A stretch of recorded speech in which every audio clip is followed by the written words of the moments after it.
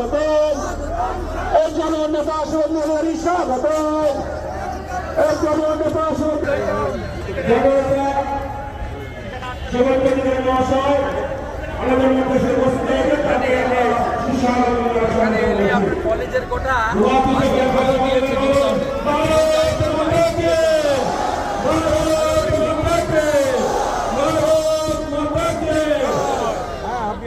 আজকে নিউ টাউনে ছিল ভালো করে